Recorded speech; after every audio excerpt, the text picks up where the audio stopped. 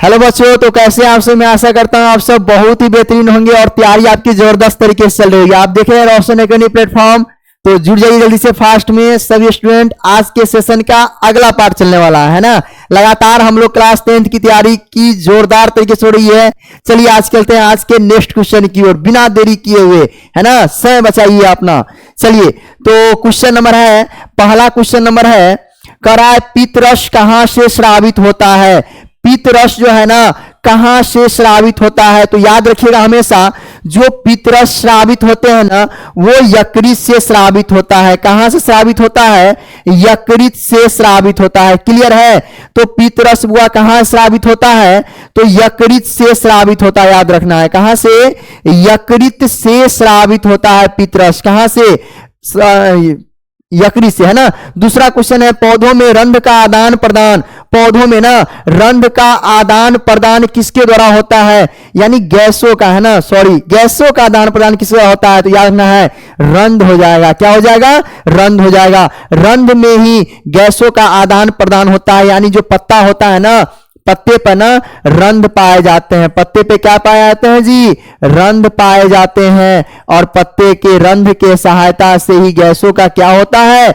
आदान प्रदान होता है। गैसों का क्या होता है? आदान प्रदान होता है ना। पत्ते के बीच में क्या पाते हैं? रंध्र पाए जाते हैं और उससे ही गैसों का आदान प्रदान होता है। चलिए अगला क्वेश्चन है, मानव हृदय में कितने कोष्ठ हैं? मानव हृदय यानी मानव हृदय को ही ना हम लोग क्या कहते हैं? हार्ट कहते हैं। क्या कहते हैं? हार्ट कहते हैं। हार्ट मतलब हृदय।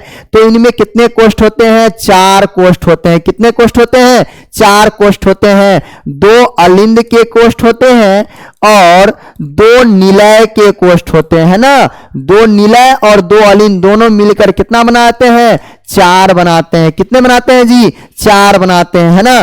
4 कोष्ठ पाए जाते हैं मानव हृदय में। कितने कोष्ठ पाए जाते हैं? 4 कोष्ठ पाए जाते हैं। अगला क्वेश्चन है, खुला परिसंचरण तंत्र किसमें पाया जाता है? खुला परिसंचरण तंत्र, तो याद रखिएगा खुला परिसंचरण तंत्र जो है ना कॉकरोच में पाया जाता है। कहां पाया जाता है? कॉकरोच। कॉकरोच को हम लोग ना तिलचट्टा कहते हैं। क्या कहते हैं? तिलचट्टा कहते हैं। कॉकरोच में ना खुला परिसंचरण तंत्र पाया जाता है। चलिए अगला क्वेश्चन है, कह ऑक्सीजन का वाहक क्या है? ऑक्सीजन को कौन वहन करते हैं, ले कौन जाते हैं? तो याद रखिएगा आरबीसी। कौन ले आते हैं? आरबीसी, रेड ब्लड सेल ले आते हैं। याद रखिएगा आरबीसी का ना जीवन काल 120 दिन होता है। कितना दिन होता है? 120 दिन। वहीं पर डब्ल्यूबीसी का जीवन काल 12 से 20 दिन होता है। याद रखिए कितना दिन? 12 से 20 दिन होता है ना। तो क्या हो जाएगा? ऑक्सीजन आरबीसी हो जाएगा।